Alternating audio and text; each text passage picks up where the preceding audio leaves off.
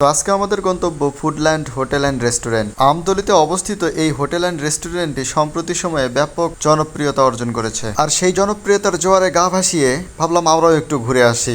রাত 10টা নাগাদ আমরা বেরিয়ে পড়ি আমতলীর উদ্দেশ্যে। রাস্তায় বের হয়ে দেখি প্রায় অটো নেই বললেই চলে। যে কয়েকটা অটো আছে সেগুলো আমাদের কাছে অতিরিক্ত ভাড়া দাবি করে। প্রায় আধা ঘন্টা দাঁড়িয়ে থাকার পর আমরা একটা সিএনজিতে আমতলী পর্যন্ত পৌঁছাই। আমতলী স্ট্যান্ড থেকে কয়েক পা এগোলেই চোখে পড়ে ফুডল্যান্ড হোটেল অ্যান্ড রেস্টুরেন্ট। তবে এখানে আপনি পুরোপুরি রেস্টুরেন্টের ফিল পাবেন না। এখানে কিছুটা হোটেল কিছুটা রেস্টুরেন্ট, ভিতরের ডেকোরেশন অনেকটা রেস্টুরেন্টের মতো করে করা হয়েছে। এখানকার প্রধান আকর্ষণ হলো মুরগি ভাজা, যার জন্য পূর্বে আমাদেরকে বগুড়া যেতে হতো, তবে বর্তমানে তা আমতলীতেই পাওয়া যাচ্ছে। অর্ডার করার কিছুক্ষণের মধ্যে আমাদের সামনে দিয়ে যাওয়া হয় নান রুটি, এর পরপরই দিয়ে যাওয়া হয় মুরগি ভাজা। প্রথমেই সেটা টেস্ট করে মনোয়ার ইসলাম, কেননা আজকে ক্যামেরার সামনে আসতে রাজি হয়নি রাব্বি হাসান। এখানে থেকে মনে হচ্ছিল মনোয়ার বাঁচতেছে কোনটা বড় এবং কোনটা ছোট, কেননা খাবার এবং মনোয়ার একসঙ্গে থাকলে খাবার মনোয়ারের সামনে থাকে না, মনোয়ার খাবারের সামনে থাকে।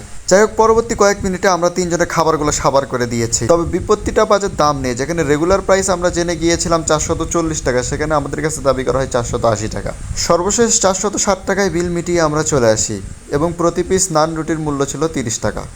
সবাইকে ধন্যবাদ।